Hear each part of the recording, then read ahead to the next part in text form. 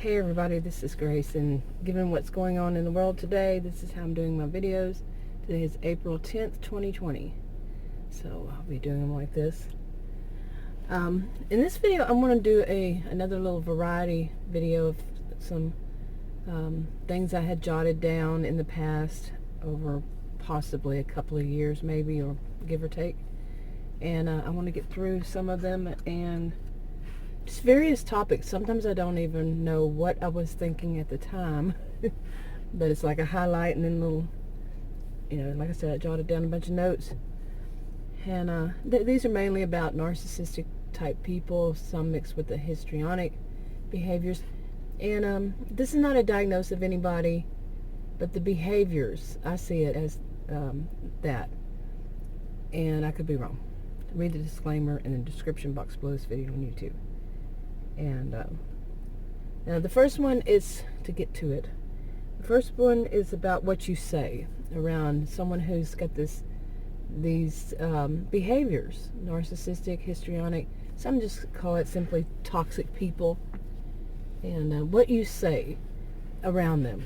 Now, some people, they do the thing of going gray rock, where they don't show, they just basically have the personality of a gray rock.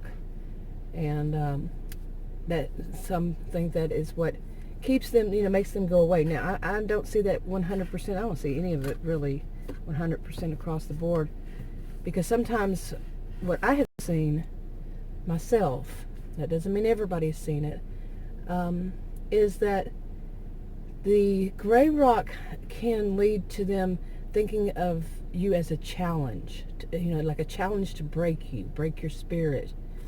And I'm not telling anybody to not do it, but yeah, I've seen it. And I think some of them, like people will say, why do they come after me? Why is it, I ask this question too. And some people think it's some kind of weakness in you. That's blaming the victim.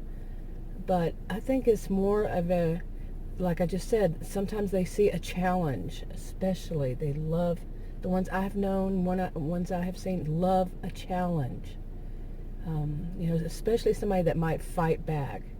And some would say that's the best reason to act, do gray rock. But for this top, I'm talking about the ones I've seen, that's even more of a challenge. They love to break people, yeah. Okay, having said that, like if, to get back to my notes here, I wrote that if arguing will be used against you later on too. Well, these are broken record people. They will take something they thought you did, or they said you did, even if you didn't do it, many years ago, and they'll use it against you in an argument. You won't even remember what they're talking about, or you might remember, but many years ago, like if it's a sibling, it can be a sibling, something you said in your childhood, and they're just going to keep using it, because these are broken record people. They just keep repeating everything, and they make you repeat everything like I just did.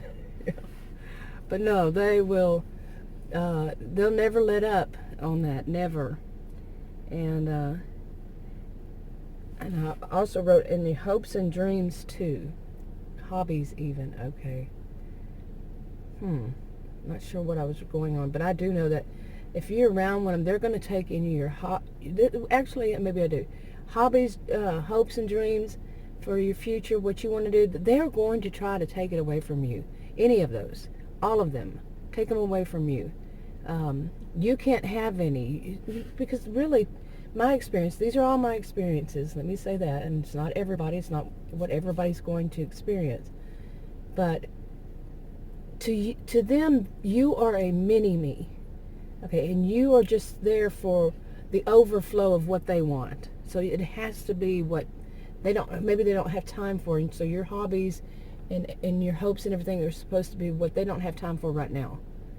Okay, you're supposed to be doing it. You're supposed to be taking care of that. Yeah.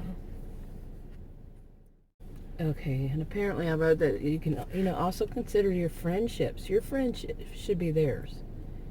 I don't think that they really have friends, but In a way, yes, they have more like flying monkeys, like people call them narcissistic flying monkeys, people who look up to them and think that they're the best thing since sliced bread. And until they learn, until they figure it out. It's kind of like the mean girls. Until someone figures out this person is not right in the head at all, but it's lather, rinse, repeat. They'll just get more. They'll just get, once some of them go away, they'll have more. But anyway, your friendships, your friends might be ones who would warn you against them. Might be one that, hands you the clue phone. And so they don't really like for you to have friends that are your own. It's got to be somebody they know. And they might do that, purposefully. Well, they will do it purposefully.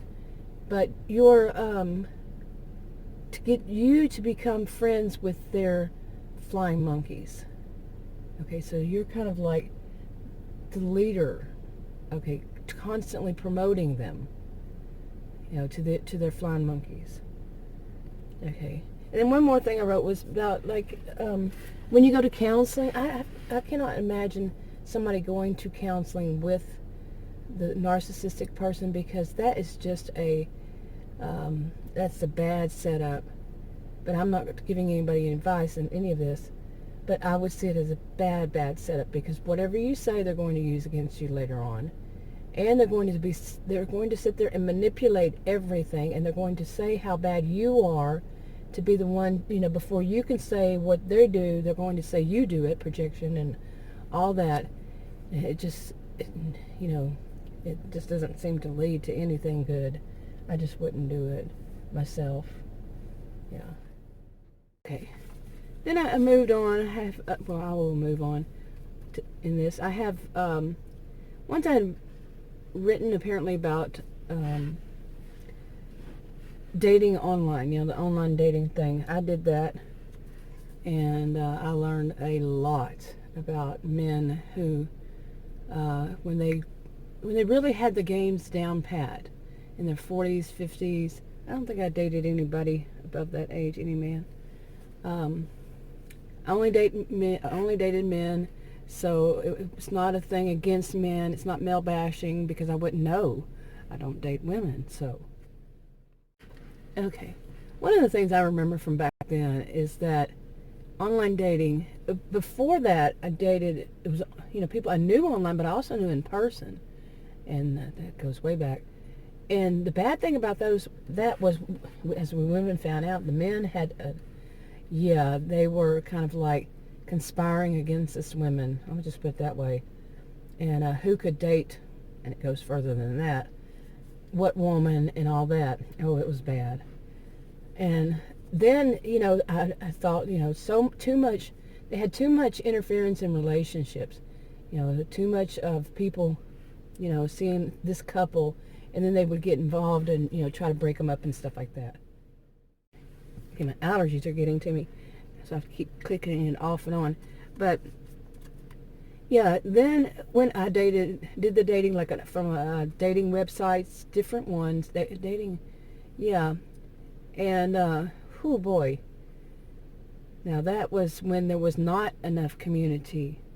There was nobody to tell you, like, especially one of them. They at first they allowed women, who weren't dating women who were not, but they allowed women to talk to one another. Then they stopped that. And I truly believe that they stopped it so women wouldn't warn other women about men.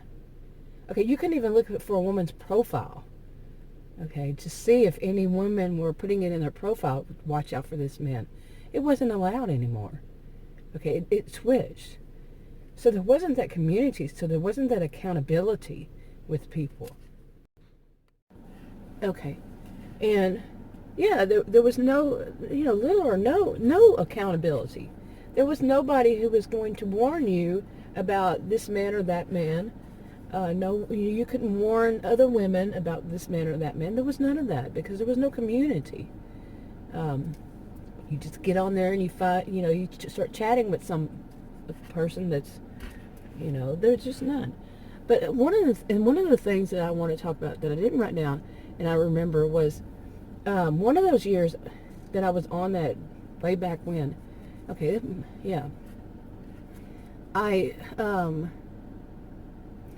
saw the log out for a man. You know what a man would see when you log out of the that website. Now the women had one thing of how to. It was, you know, like when you log out, it would have a screen that would say how to keep a man, how to date, you know, get a man to date, how to pick one out, how to keep the man, you know, how to get the relationship growing and to stay. Well, guess what the man said? The one for men said.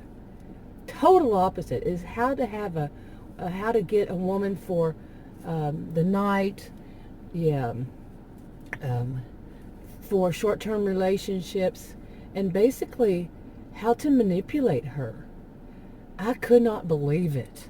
I just, oh my goodness, it was unbelievable. So the women were being told by supposed experts how to get a man, and the men were being told this is a website just for hookups. Okay, you see what I'm saying? It was, yeah. So imagine you're going out there and you're dating and you're wondering, why is this man acting like that? You know, and it makes it, you know, it can cause a woman, not makes it, but can cause a woman to think that these men are just all players, or, you know, something like that. And it makes the men think these women are all, yeah, you get the picture. It was disgusting. And it, as far as I know, I don't know, I would think that it says the same. Yeah, what's going to change it? What's the motivation for them to change that?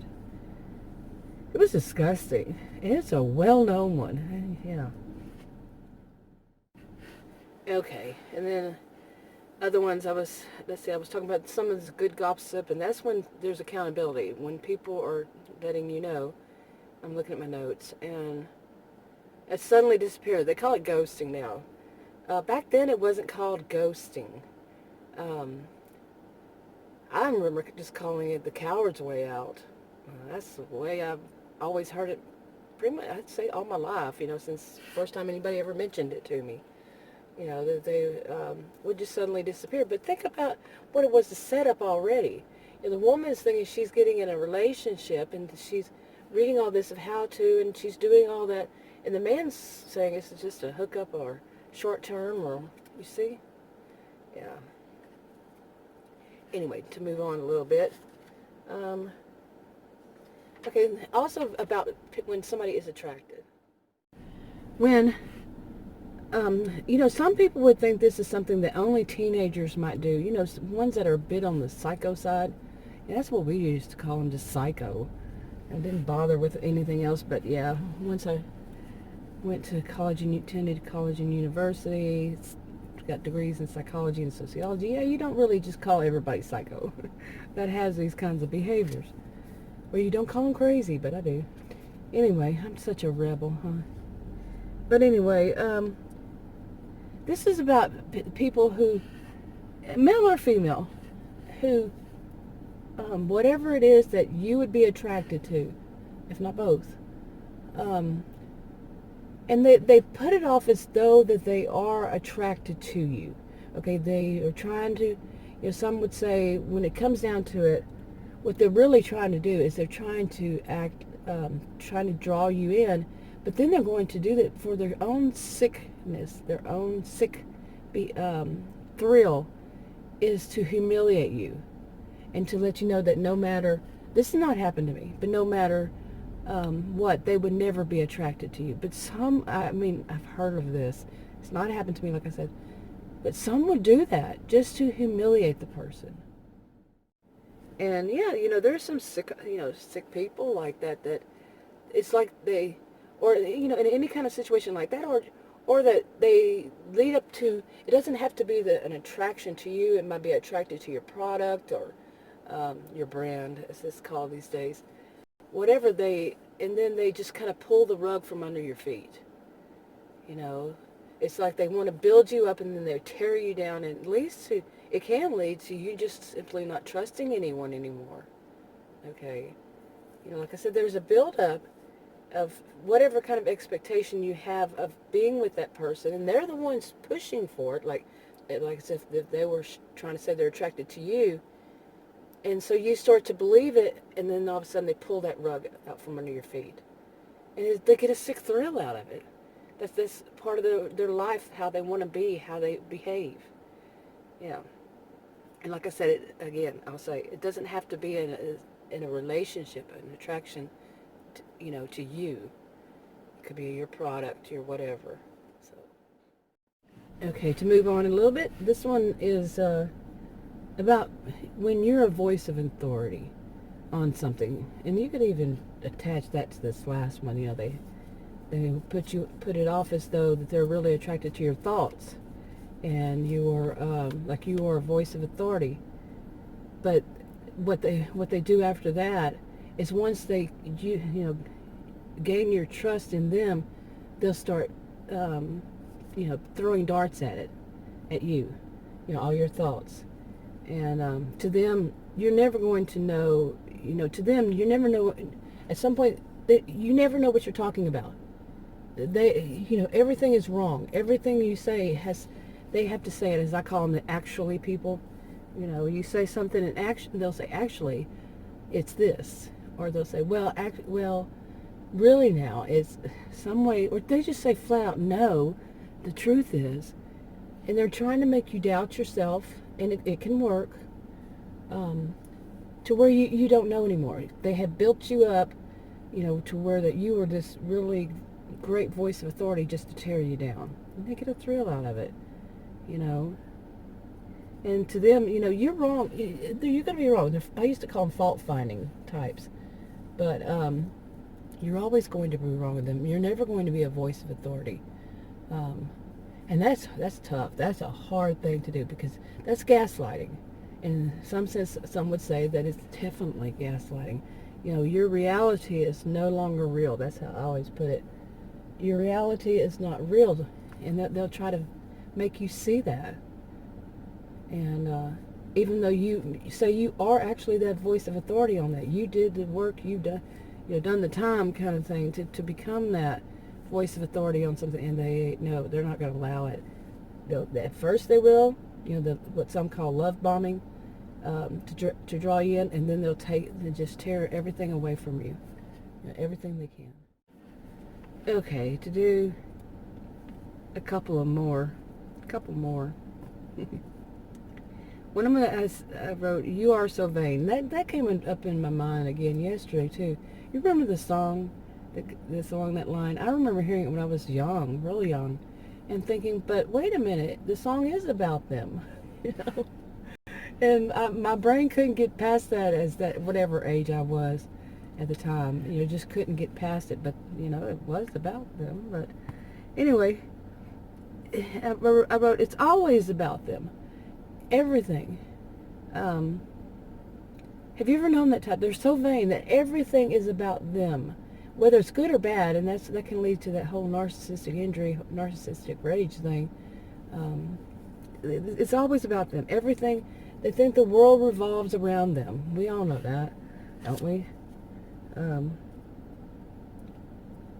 Let's see. I also wrote, sets up self to always have to worry that it is.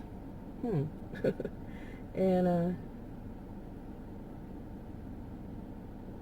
they steal your boyfriend, always tainted, but not to a narcissist. I don't know what I was writing there, about, but I mean, this one could be a long time ago. But yeah, that whole thing. I remember this woman I worked with one time. She stood up and did that thing of holding up one finger and then making her other finger from her other hand, one of them, revolve around it. And she said that her friends say that's her, is the one finger up and the one revolving around it. And she says that I think this way. She did. She was so much like that. She's just a few years younger than I think. But she was so that everything, and anytime anything was like, like someone would take it as an insult, or somebody was, this is on a job, if somebody, if the boss gave a lecture, told us that the place was bad, as it is, said that we're doing this wrong with that, she took it personally. She thought it was only about her. That, But praise also was only about her. Everything was about her, to her. Yeah, that happens a lot. And the last one, let's see, I wrote Masters of Disguise. Yeah, I think we all know that they're masters of disguise. They wear many masks. They're very fake. They, yeah, let's see. Master manipulators work on others, not so much with family unless, and twist our minds. That's what I wrote. Yeah, I don't even know when I wrote these notes. I still have some more. I have lots more. I keep saying I'm going to get through them, and then I go and have some other kind of thought when I wake up in the morning. That's usually when I will jot stuff down, so I just make more. I just make more notes. But I need to start just putting up more than one video a day to get through these. And I don't know about you. If you have something, well, obviously it doesn't bother me too much because I've had them. Like I said, it could probably be about 2 years. Some of them, maybe most of them are within the past year. I'd say I've gotten through some, and but yeah, the masters of disguise. They come off, they're fake, but you don't know that at first. Like the whole thing, like I was saying, the love bombing. They acted this way. They draw you in. Once we've probably all heard this a million times, unless you're just new to this topic, that they would. But anyway, they'll draw you in. Like I said, some call it love bombing. Everything, like, what are your interests? They're also interested in it, and or they just find out what it is you're looking for in a person. That's why online dating is not good, because you might put in your profile what you're looking for, and that's exactly what they're going to be. You already set yourself up for them to reel you in. That's blaming the victim. That is so blaming the victim. It's so easy to do. So strike that. But I just wouldn't put that on a profile. If you're doing online dating, I would not suggest anybody do online dating. Predators galore. But to put what you're looking for on there, like I just said, that's just giving them the notes. They don't have to work so hard and all that. But that would be blaming the victim. Anyway, let's move on. But yeah, but they twist your. They're masters at manipulation. They're wonderful. I mean, not wonderful, but they know how to twist minds, twist a person's mind. And then once that they reel that person in, that's when the true colors start coming through. When they relax and they become who they truly are, abusive, flat out abusive. Okay. And let's see. Anyway, they will also do that to like your friends. They'll love bomb your friends, but they'll never show that true colors to your friends. Some of them. It's not one size fits all in any of this, but they won't show the true colors. So your friends will say, I don't know what you're talking about. They're so and so, your boyfriend, husband, girlfriend, whatever, wife, they're so nice. They don't see what goes on behind the scenes. You thought the same thing. You were reeled in too, so you can't blame your friends that they're not believing you, because you yourself were reeled in. Now, some will question that. Oh, this is not my true friend. But remember, you were reeled in too. Okay? So, anyway, I'm going to go ahead and wrap this one up. I don't know how long it is. And I think that's enough for this video for now. If you have any comments, leave them below. If you feel comfortable, I'll talk to you on another video. Bye.